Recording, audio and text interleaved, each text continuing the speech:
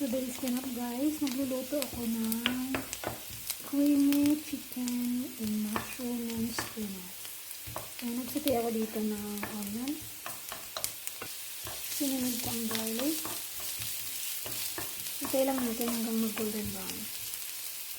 Ayan guys, ito ng ating garlic at saka onion. Lagay natin ang ating meat o chicken.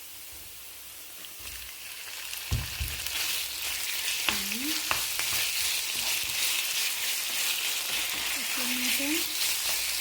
Lagay tayo ng black pepper, paprika, lagay tayo ng asin, mix natin. Lagay ako ng parsley, dried parsley at ang ating magic seasoning, magic sarap. Mix natin. Lutuin lang natin hanggang mag-golden brown ang ating karne. Ayun guys, naglagay ako ng konting turmeric powder at saka tomato paste. I-mix natin. Ayan. Lagyan na natin ang ating mushroom. Mix natin ulit. Naglagay ako ng konting vegetable stock. Ang palambot lang ng ating mushroom. Ayan guys, naglagay ako ng cooking cream. Ayan natin, pakuluan natin ulit. Naglagay ako ng siling pula. Ayan na rin natin ating spring onion.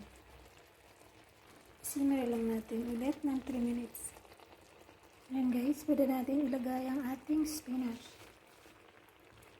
Ayan. Ayan. Mix lang natin. Ayan lang natin siyang maluto. Yung ating spinach. Bago tuluyang maluto ang ating spinach, maglagay tayo ng slurry.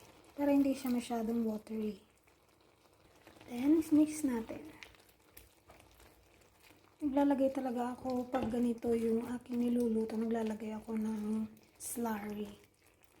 Para malapot-lapot yung sabaw niya. Yan, kulalatin natin siya ng konti para kumapit yung sauce sa meat. At yan na guys, luto na ang ating creamy chicken mushroom with spinach. Kainan na mga person. Thank you po sa pagsuporta lagi. Sa mga hindi pa po nakaka-follow, please follow and share my video. God bless po.